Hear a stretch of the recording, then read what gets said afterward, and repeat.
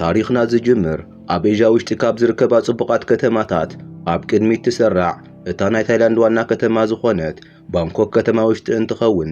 ኣብ ባንኮክ ከተማ ውሽጢ ዝርከብ ሓደ ህቡብ ካልኣይ ብርኪ ቤት ትምህርቲ ውሽጢ ዝመሃሩ ናይ 12 ክፍሊ ተምሃሮ እናርአየና እዩ።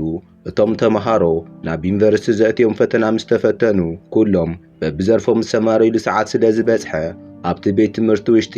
ኩሎም ዓርሲ ብዓርስቶም መዘከርታ ብምልውዋጥ መዓልቶም ሓዘንን ሓጎስን ብዝተፈራረቐ ስምዒት እናኽበርዎ ይውዕሉ። ብድሕሪኡ ድማ ኩሎም ተምሃሮ ተኣኪቦም ኣብ ሓደ ሳንዱቕ ውሽጢ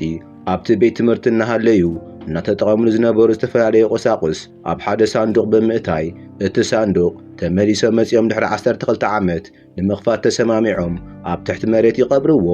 እዚ ምስ ኮነ ድሕሪ 12 ዓመት ኣብዚ ሕዚ ኣብቲ ቤት ትምህርቶም ብዝተዳለየ ፓርቲ ኩሎም ተምሃሮ ናብ ስልኮም ብዝመጾም መልእኽቲ ምኽንያት ንክርከቡ መልእኽቲ ስለ ዝተመሓላለፈሎም ኩሎም ተምሃሮ ኣብ ዝተባህለ ግዘን ሰዓትን ድሕሪ 12 ዓመት ይራኸቡ። ኣዝዩ ደስ ብዝብል መልክዑ መብዛሕትኦም ተምሃሮ ብዝበሃል ደረጃ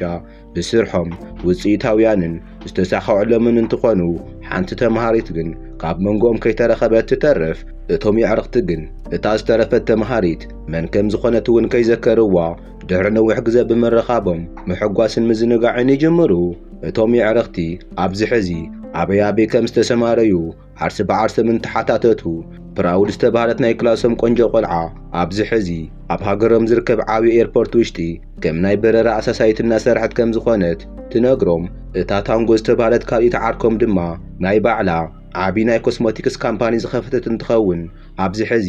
ኣዝያ ሃፍታም ከም ዝኾነት ንርዳእ። ብምቕጻል ኮ ዝተባህለ ህቡብ ኢንጂነር ከም ዝኾነን እቲ ሬንዲ ዝተባህለ ድማ ኣብዚ ሕዚ ስራሕቲ ብወረፋ ዝሰርሕ ፎቶግራፈር ከም ዝኾነ ንየዕርኽቱ ይነግሮም። እቲ አንቺት ዝተባህለ ዓርኮም ድማ ብኣካለ ብቕዓት ብዙሕ ግዜ ተወዳዲሩ ስዒሩ ሜዳልያ ከም ዝረኸበ እንትናገር፣ እቲ ካይ ዝተባህለ ናይ ክላሶም ሓፋር ተምሃራይ ድማ ኣብዚ ሕዚ ኣብ ወርሒ ብሚልዮናት ዝቑጸር ገንዘብ ዝሰርሕ ናብ ባዕሉ ሆስፒታል ዘለዎ ዶክተር ከም ዝኾነን የዕርኽቱ ይነግሮም። ካብቶም ዝተረፉ ኤኳት ዝተባህለ ቆልዓ ድማ ንክዕ ከም ዓርኩኮ ንሱ እውን ብኮንትራት ብምውሳድ ብዙሕ ስራሕ ዝሰርሕ ኢንጂነር ከም ዝኾነን ትገልጸሎም። ኣብ መጠረሽታ ኩሎም ተሃንጢኦም ዝጽበይዎም ዝነበሩ ታፕና ፎንግ ኣብ ሃያስኩል እናሃለዩ ኣዝዮም ዝፋተዩ ዝነበሩ የዕርኽቲ ሕዚ ዘለዎ ደረጃ ንኽነግርዎም እቶም ካልኦት ይሓትዎም። ታፕና ፎንግ እውን ኣብዚ ሕዚ ተመርዓዕዮም ሓዳሮም ብደስታ እናመርሑ ከም ዝኾኑ ብምግላጽ ታፕ ፓይለት ኮይኑ ዝሰርሕ እንትኸውን ፎንግ ድማ ኣብ ገዝኣ ኮይና ቆልዖም እናዓበየት ከም ዝኾነት ኩሎም ይግንዘቡ። ኣብ መንጎ ሓንቲ ቆንጆ ተምሃሪት መስተ ሒዛ እናኸደት ምስ ኤኳት ትጋጭ እሞ እቲ መስተ ናብ ኤኳት ይፈስስ። ኤኳት እውን በቲ ናይታ ቆልዓ ቁንጅና ተገሪሙ መን ከም ዝኾነት እንትሓታ ናኖ ብዝግባእ ከም ዝፈልጣ ጥራሕ ነጊራ ገዲፋቶ ትኸይድ። እቲ ፓርቲ እውን እናዝሓለ ከይዱ ዝተወሰኑ ተምሃሮ ናብ ገዝኦም ምኻድ እንትጅምሩ እቶም የዕርኽቲ ቅድሚ 12 ዓመት ዝቐበርዎ ሳንዱቕ ኣውፂኦም ኩሎም ንናይ ባዕሎም ዝኾነ ንብረት ካብ ሳንዱቕ ብምውፃእ ኣብ ደስ ዝብል ተዘክሮ ውሽጢ ኣትዮም ምሕጓሶም ይቕጽሉ። ካብቲ ዘቕመጥዎ ኣቕሓ ውሽጢ ኩሉ በቶም ተምሃሮም ዝተወሰደ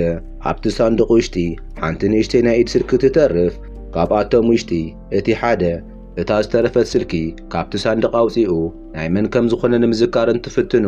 ኩሎም ግን ሽዑ ምስኦም ዝተምሃረ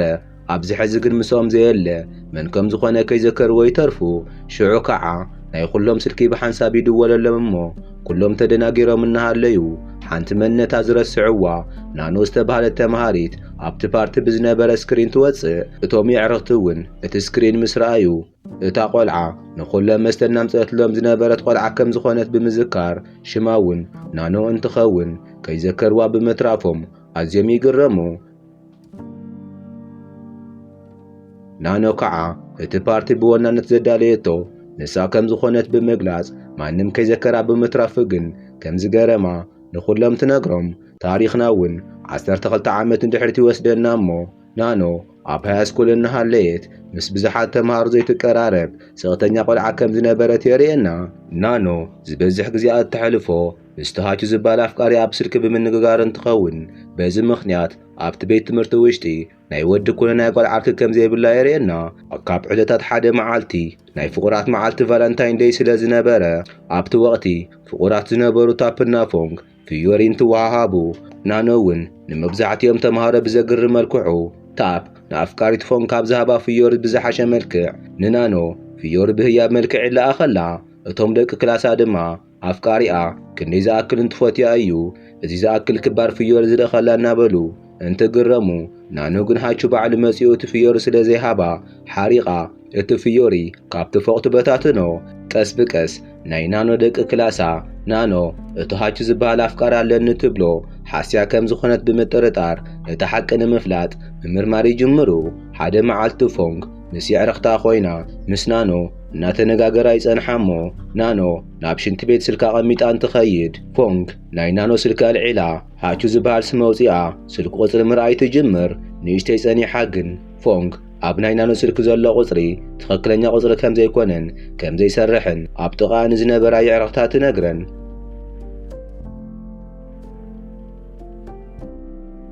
ካብታ መዓልቲ ንሳነ ደሓር ፎንግና ናይ ፎንግ ይዕርኽቲ ናኖ ሃቹ ዝበሃል ኣፍቃሪ ኣለኒ ኢላ ስልኪ እናናገረቶ ዝትውዕል ናይ ሓሰት ከም ዝኾነን ናብ ዘይሰርሕ ስልኪ እናደወለት እናምሰለት ከም ዝኾነት ነቶም ካልኦት ተምሃሮ ይናገራ። በዚ ምኽንያት እቶም ተምሃሮ ናኖ ከም ናይ ኣእምሮ ሕምምትን መምሰለይት ሰብ ብምቑፃር ናኖ ኣብ ዝኣተየትን ዝወፀትን ቁፅሪ ብኽፉእ ከሳቒዋ ይጅምሩ። እቲ ትምህርቲ ኣብ ዝውዳእ ከባቢ እቶም ተምሃሮ ንመዘከርታ ኢሎም ኩሉ ኣቕሖም ኣኪቦም ኣብ ዝቐብርዎ መዓልቲ ናኖ ሓያል መሃረምቲ በፂሕዋ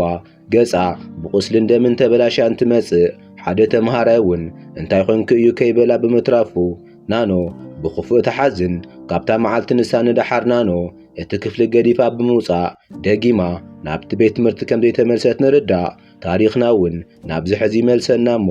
እቶም ይዕርኽቲ ኣብ ቅድሚኦም ጠጠው ዝበለት ቆልዓ እታ ቀደም ዘሳቒዋ ዝነበሩ ጓል ክላሶም ናኖ ከም ዝኾነት ኣብ ዝፈለጡ ሰዓት ናኖ ድሕሪ እዚ ኩሉ ግዜ ናብኦም ደፊራ ብምምጻኣ ኩሎም ኣዝዮም ይግረሙ። ናኖ ከዓ ኣብዚ ዘለዉ ኩሎም ሞራላ ሰይሮም ምስ ኣውደቐዋ ንምሕዋይ ነዊሕ ግዜ ከም ዝወስደላ ብምግላጽ ኣብዚ ሕዚ ኣብ ቅድሚኦም ጠጠው ዝበለትሉ ምኽንያት ክትብቀለም ከም ዝኾነትን ኩሎም ከመይ ዓይነት ሕማቕ ህይወት እናነበሩ ከም ዝኾኑ ዓርሲ ብዓርሶም ንኽርእዩ ደልያ ከም ዝኾነት ትገልጸሎም። ናኖ ምንም ግዜ ከየጥፍአት እቲ ህቡብ ፎቶግራፈር እየ እናበለ ዝዛረብ ዘሎ ሬንዲ ስርሑ ብምጥቃም ዕድመን ዘይመልኣ ህፃውንቲ ናብ ብዕልግና ብምእታይ ህይወቱ ዝመርሕ ደፋር ከም ዝኾነ ንኹሎም ምስ ነገረት ሬንዲ መዓዝ ከም ዝተቐረጸ ዘይዝክሮ ናይ ቪድዮ መርትዖ ንኹሎም ሰባት ተርእዮም። ናኖ ቅፅል ኣቢላ ብኣካላዊ ብቕዓት ተወዳዲሩ ከም ዘሸነፈ ዝተናገረ ኣንሻት ድማ ዘይተፈቐደ መድሓኒት ከም ዝወሰደ ተፈሊጡ እቲ ሜዳልዩ ዝተመንጠለሉ ኣጭበርባሪና ከንቲ ሰብ ከም ዝኾነ ብምግላጽ ንኣንሻት ተሰቅቆ።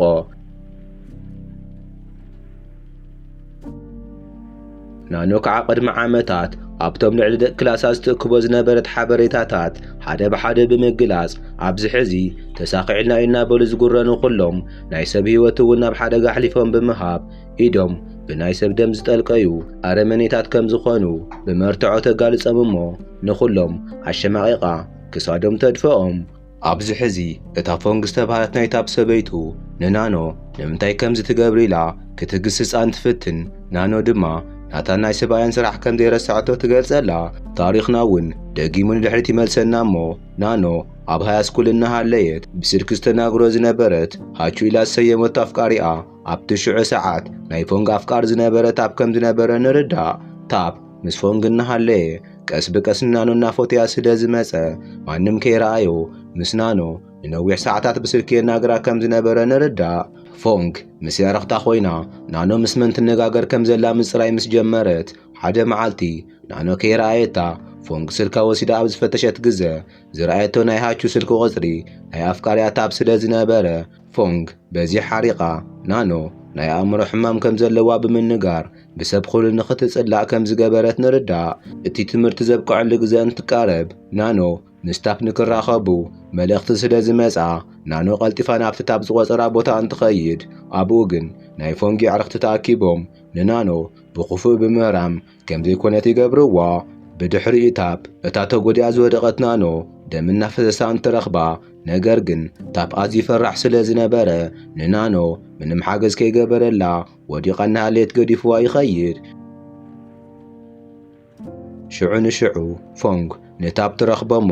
ናኖ ብናቱ ስልክ ናብ ዝቆፀረታን ዘህረመታን ንሳ ከም ዝኾነት ብምግላጽ ንሳ ድማ ንዕኡ ስኢና ክትነብር ከም ዘይትኽእል ብምግላጽ ኣብ ቅድሚኡ ደም ዘዘዋውር ጅማታ ሓሪዳ ተርእዮ ካብታ መዓልቲ ንሳ ንዳሓር ታብ ንናኖ ኸዲዑ ምስ ኣፍቃሪቱ ፎንግ ተጣቢቑ ንኽነብር ከም ዝተገደደ ንርዳእ ኣብዚ ሕዚ ንናኖ ቅድሚ ብዙሕ ዓመታት ኩሎም ተኣኻኺቦም ብጭካነ ከም ዝሃረምዋ ምሳ ዘከረቶም ንሳ እውን ንዓቶም ዝትብቀለሉ ግዜ ከም ዝበፅሐ ብምግላጽ ክሳብ ሕዚ ኣብቲ ፓርቲ እናዘረት ተቐርበሎም ዝነበረት መስተ ዝተመረዘ ከም ዝኾነ ተናጊራ ድሕሪ ቁርብ ደቓይቕ ኩሎም ሓደ ብሓደ ናብ ገሃንም ከም ዝኸዱ ተፍልጦም ናኖ ቅፅል ኣቢላ ነገር ግን ናይቲ መርዚ መፈወሲ ኣብ ሓንቲ ስሪንጋ ከም ዝሓዘቶ ብምርኣይ ብህይወት ክተርፍ ዝደሊ ሰብ እቲ መርፍእ ሽዑን ክውጋእ ገሊጻ እቲ መርፍእ ናብቶም መንጎ ይዕረኽቲ ትድርብዮ እሞ ሽዑ ብፍቕሪ ሓሚሞም ኣብ ሓንቲ ወንበሪና ኮፍ ንብል ዝብሉ ዝነበሩ ይዕረኽቲ ዓርሲ ብዓርሶም ተባሊዖም እታ መርፍእ ቀዲሞም ንምውጋእ ናብ ሓያል ግጥም ይኣትዩ ድሕሪ ብዙሕ ደም ዘፋስስ ግጥም ኣኒቸት እቲ መርፍእ ናብ ኢዱ እንትወግኦ እቲ ካይ ዝበሃል ዶክተር ድማ ብድሕሪኡ መጺኡ ንኣኒቸት ብዕንፀይቲ ሕቑ ይወግኦ ካይ ቅፅል ኣቢሉ ሕዚ ናይቲ መርዚ መድሓኒት ኣብ ናይ ኣኒቸት ደም ስለ ዝርከብ ክተርፉ እንተደልዮም ናይ ኣኒቸት ደም ክሰትይዎ ከም ዘለዎም ብምግላጽ ኩሎም ይዕረኽቲ ተረባሪቦም ናይ ኣኒቸት ነብሲ ቆራሪጾም ደሙ ከም ቫምፓየር ይመጥዎ እሞ ንኣኒቻት ይቐትልዎ ናኖ እውን እዚ ዕብዳኖም ርእያ ብተሓጓስና ስሓቐት እናሃለየት እቲ ኮ ዝተባሃለ ወዲ ሓሪቑ መጺኡ ንናኖ ናብ ማእኸሎም የእትያ ቀጺሎም ዓርሲ ብዓርሶም ንኽዋድኡ ስለ ዝገበረቶም ዋጋኣ ከም ዝህብዋ ብምግላጽ ኮ ንናኖ ብሓንቲ ቦክሲ የዘርራ ኣብቲ ሽዑ ግዜ ናኖ ልስልስ ብዝበለ ኣነጋግራ ኣብቲ መስተ መርዚ ኣለዎ ዝበለቶም ሓሻ ከም ዝኾነት ገሊጻ እቲ ትኽክለኛ መርዚ እቲ ኣንሻት ንበዓል ዝወግኦ መርፍእ ከም ዝኾነ ንኹሎም ትነግሮም ናኖ ቅፅል ኣቢላ ናይ ኣንቸት ደም ዝሰተዩ ኩሎም ናብ ውሽጦም ሓደገኛ መርዚ ስለ ዘእተዩ ኣብ ደቓይቕ ውሽጢ ከም ዝሞቱ ምግላጽ እንትጅምር ኮ ኣዝዩ ሓሪቑ ንናኖ ብፌስታል ገጻ ዓፊኑ ክቐትላ ይፍትን ነገር ግን ከምቲ ናኖ ዝበለቶ ኣብ ዙርያ ዝነበሩ ሰባት ቀስ ብቀስ ሓይሎም እናኸድዖም ናብ መሬት እንትወድቁ እቲ ንናኖ ብፌስታል ዓፊኑ ክቐትላ ዝነበረ ኮውን ሓይሊ ስኢኑ ናብ መሬት ብምዝራር ሽዑ ይመውት ኣብ መጠረሽታ ናኖ ቅድሚ ዓመታት ኣብ ዝበደል እዋን ዘሳቒዋን ደቂ ክላሳ ጥዑም ናይ ሕነ ምፍዳይ ስምዒታ ብምርዋይ ረኺዓ በቲ ልዕረይ ሰውም እናተሳገረት እንትኸይድ እናረኣናያ ታሪኽና እውን ይውዳእ